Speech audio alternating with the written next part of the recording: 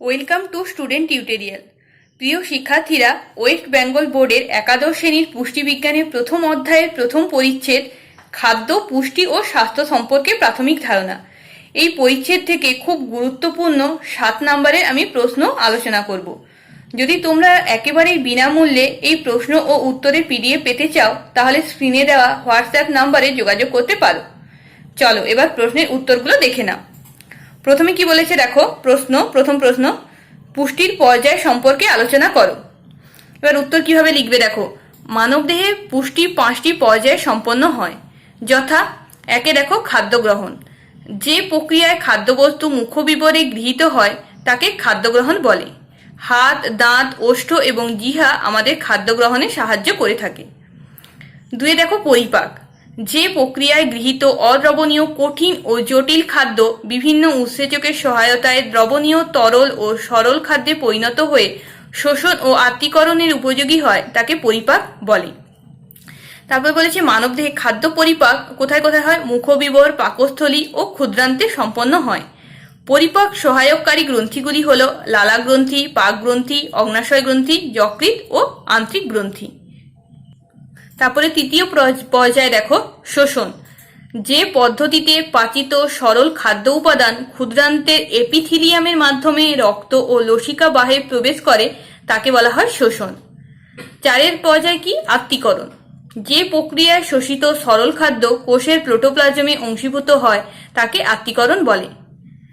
5ম পর্যায়টা কি দেখো, পুষ্টির 5ম পর্যায় বহিষ্করণ। যে পদ্ধতিতে অপাচ্য খাদ্যবস্তু দেহ থেকে নির্গত হয় তাকে বহিষ্করণ বলে। অপাচ্য খাদ্যবস্তু বৃহদন্ত্রে এসে বিশেষ প্রক্রিয়ায় মলে পরিণত হয় এবং সাময়িকভাবে মলাশয়ে সঞ্চিত থাকে, পরে পায়ু দিয়ে বাইরে বেরিয়ে যায়। ঠিক আছে, এই 5টা পর্যায় কিন্তু তোমাদেরকে পরপর করেই লিখতে হবে, যেভাবে পরপর আছে, খাদ্য গ্রহণ, পরিপাক, শোষণ, আত্তীকরণ এবং বহিষ্করণ। পরের প্রশ্ন দেখো, খাদ্য ও পুষ্টি কিভাবে পরস্পরের সঙ্গে সম্পর্কযুক্ত, বা এটা প্রশ্ন আসতে পারে খাদ্য ও পুষ্টির মধ্যে সম্পর্ক ব্যাখ্যা করো। দেখো, খাদ্য ও পুষ্টির সম্পর্ক খুবই নিবিড়। খাদ্য হলো কারণ এবং পুষ্টি হলো তার ফল। বিখ্যাত পুষ্টিবিদ ম্যাকক্যারিসন বলেছেন, খাদ্য হলো পুষ্টির যোগানদান এবং পুষ্টি হলো তাকে কার্যকর করার প্রক্রিয়া। খাদ্য হলো এমন এক বস্তু যা গ্রহণ করলে জীবদেহের বৃদ্ধি ঘটে, ক্ষয়পূরণ হয়, পুষ্টি সম্পন্ন হয়, রোগ প্রতিরোধ ক্ষমতা গড়ে ওঠে এবং শক্তি উৎপাদন হয়। অপরপক্ষে যে বিপাকীয় প্রক্রিয়ায় জীবদেহে প্রয়োজনীয় উপাদান ও শক্তি অর্জিত হয় এবং জীবদেহের সুষ্ঠু বৃদ্ধি ও বিকাশ ঘটে তাকে পুষ্টি বলে। সুতরাং খাদ্য ছাড়া জীবদেহের পুষ্টি সম্ভব নয়। খাদ্যবস্তু আত্তীকরণের মাধ্যমে জীবদেহের পুষ্টি সম্পন্ন হয়। উপযুক্ত ও সঠিক পরিমাণে খাদ্য গ্রহণের মাধ্যমেই জীবদেহের সুষ্ঠু বিকাশ ঘটে, অর্থাৎ পুষ্টি সম্পন্ন হয়। আমাদের আহার্যে এক বা একাধিক খাদ্য উপাদানের অভাব থাকলে যেমন পুষ্টি ব্যাহত হয়, তেমনি আবার অধিক খাদ্য গ্রহণের ফলেও পুষ্টি ব্যাহত হয়। খাদ্য ছাড়া পুষ্টির কথা ভাবাই যায় না। গ্রহণ করা খাদ্যের প্রকৃতি এবং পরিমাণ দেহে যে অবস্থা সৃষ্টি করে বা দেহকে যে অবস্থায় রাখে তাকে পুষ্টিগত মান বলে। খাদ্যের শারীরবৃত্তীয় কাজ আসলে পুষ্টি এবং এর জন্য খাদ্যস্থিত পুষ্টি উপাদানই দায়ী। তারপরে দেখো, খাদ্যের মাধ্যমে পুষ্টি এবং পুষ্টির মাধ্যমে স্বাস্থ্য, এই প্রক্রিয়ার মূল নিয়ন্ত্রক হলো খাদ্য। তাই বলাই যেতে পারে খাদ্য ও পুষ্টি উভয়ই পরস্পরের সঙ্গে ওতপ্রোতভাবে সম্পর্কযুক্ত। পরের প্রশ্ন দেখো, পুষ্টির মান নির্ণয়ে বিভিন্ন পদ্ধতিগুলি ব্যাখ্যা করো। উত্তর দেখো, পুষ্টির মান নির্ণয় করা হয় প্রধানত 7টি পদ্ধতির মাধ্যমে। পদ্ধতিগুলি কি কি দেখো, 1 অ্যানথ্রোপোমেট্রিক পরিমাপ। 2 বলেছে জৈব রাসায়নিক মূল্যায়ন বা বায়োকেমিক্যাল অ্যাসেসমেন্ট, এর ইংরেজি নাম হচ্ছে বায়োকেমিক্যাল অ্যাসেসমেন্ট আর বাংলায় একে বলা হয় জৈব রাসায়নিক মূল্যায়ন। 3 কি দেখো, ক্লিনিক্যাল অ্যাসেসমেন্ট বা চিকিৎসা শাস্ত্রগত মূল্যায়ন। 4 ডায়েটারি সার্ভে মেথড বা খাদ্য নিরীক্ষা পরীক্ষা। 5 কি বলেছে, রেডিওলজিক্যাল অর বায়োফিজিক্যাল অ্যাসেসমেন্ট, এর কোনো বাংলা মানে নেই, এটাই হচ্ছে এর ইংলিশ নেম আর এটাই এর বাংলা নাম। 6 দেখো ফাংশনাল অ্যাসেসমেন্ট বা কার্য সম্পাদনগত মূল্যায়ন। আর 7 বলেছে ভাইটাল হেলথ স্ট্যাটিস্টিক্স বা অত্যাবশ্যক স্বাস্থ্য বিষয়ক পরিসংখ্যান। এইটা হচ্ছে তোমাদের 4টি পদ্ধতি। কিন্তু তোমাদেরকে যদি বলে যে এবিসিডি মেথডের মাধ্যমে পুষ্টির মান নির্ণয়ের পদ্ধতিটি ব্যাখ্যা করো, তাহলে কিন্তু তোমাদের এই প্রথম 4টে বলতে হবে: anthropometric measurement, biochemical assessment, clinical assessment এবং ডায়েটারি সার্ভে মেথড। প্রথমে দেখো অ্যানথ্রোপোমেট্রিক মেজারমেন্ট বা অ্যানথ্রোপোমেট্রিক পরিমাপ। এই পদ্ধতিতে খুব সহজে ব্যক্তির অপুষ্টিগত অবস্থা নিরূপণ করা যায়। এই পদ্ধতিতে ব্যক্তির ওজন, উচ্চতা, বাহুর পরিধি, ত্বকের ভাঁজ, মাথা ও ছাতির পরিধি, কোমর ও উরুর পরিধির অনুপাত ইত্যাদি বিষয়ে অনুসন্ধান করা হয়। স্বাভাবিক ব্যক্তি যে ধরনের শারীরিক পরিমাপ হওয়া উচিত তার তুলনায় পরিমাপগুলি অন্যরকম হলেই বোঝা যায় যে ওই ব্যক্তি অপুষ্টিতে ভুগছে। তারপরের পয়েন্ট দেখো, বায়োকেমিক্যাল অ্যাসেসমেন্ট বা জৈব রাসায়নিক মূল্যায়ন। ব্যক্তির পুষ্টিগত মান তথা রোগ নির্ণয় নিখুঁতভাবে এবং পুঙ্খানুপুঙ্খভাবে নিরূপণ করার জন্য রক্ত, মলমূত্র পরীক্ষা করা প্রয়োজন।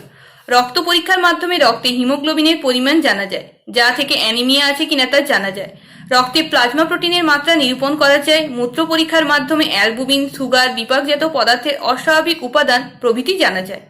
সুতরাং পরীক্ষাগার ও জৈব রাসায়নিক পরীক্ষার মাধ্যমে শিশু থেকে বৃদ্ধ সকল মানুষের পুষ্টির মান নির্ণয় করা যায় এবং সেই অনুযায়ী চিকিৎসার ব্যবস্থা করা হয়।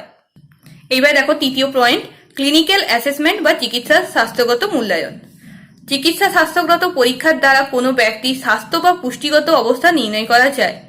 কোনো ব্যক্তির বহির্রূপ, ত্বক, মাথার চুল, চোখ, জিভ, দাঁত, গলা প্রভৃতি পরীক্ষার মাধ্যমে তার স্বাস্থ্য স্বাভাবিক না কোনো পরিপোষকের অভাবজনিত রোগে ভুগছে তা সহজেই নির্ধারণ করা যায়।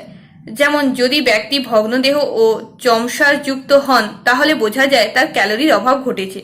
ত্বক অমসৃণ হলে বোঝা যায় লোহা, ভিটামিন B12 ও তামার অভাব ঘটেছে। তারপর পরের পয়েন্ট দেখো, ডায়েটারি সার্ভে মেথড বা খাদ্য নিরীক্ষা পদ্ধতি।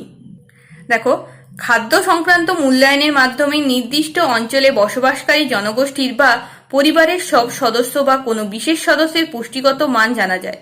খাদ্য সংক্রান্ত মূল্যায়নের জন্য যেসব তথ্যগুলি সংগ্রহ করতে হবে তা হলো পরিবার বা ব্যক্তি কি পরিমাণ খাদ্য গ্রহণ করে, গৃহীত খাদ্যে পুষ্টি উপাদানের পরিমাণ কত, পরিবারের খাদ্যাভ্যাস কিরূপ, গৃহীত খাদ্যের মধ্যে প্রতিদিন ক্যালোরি ঘাটতির পরিমাণ কত ইত্যাদি।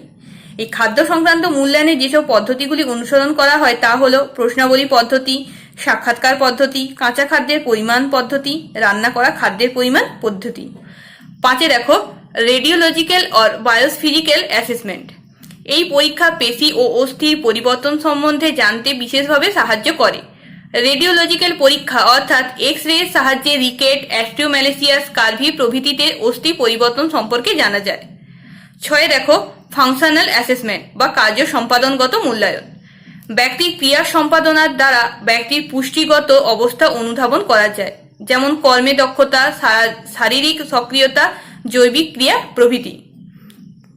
তারপর 7 দেখো, ভাইটাল হেলথ স্ট্যাটিস্টিক্স বা অত্যাবশ্যক স্বাস্থ্য বিষয়ক পরিসংখ্যান। জনসাধারণের স্বাস্থ্য ও পুষ্টির অবস্থা জানার জন্য স্বাস্থ্য পরিসংখ্যান গ্রহণ করা একান্ত প্রয়োজন।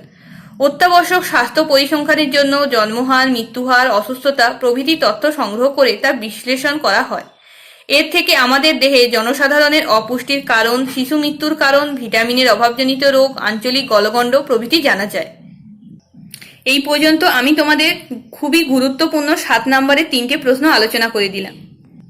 এর আগে আমি 1 নম্বরে খুব গুরুত্বপূর্ণ কিছু প্রশ্ন তোমাদের দিয়ে দিয়েছি। যারা এখনো দেখোনি তাদের জন্য ভিডিও লিংক আমি ডেসক্রিপশনে দিয়ে দেবো, সেখানে গিয়ে তোমরা অবশ্যই দেখে নাও। এবং এই ভিডিওটা যদি ভালো লেগে থাকে লাইক করো, কমেন্ট করো এবং বন্ধুদের সঙ্গে অবশ্যই শেয়ার করো এবং চ্যানেলটিকে সাবস্ক্রাইব করো এরকম গুরুত্বপূর্ণ প্রশ্ন ও উত্তরের ভিডিও পাওয়ার জন্য।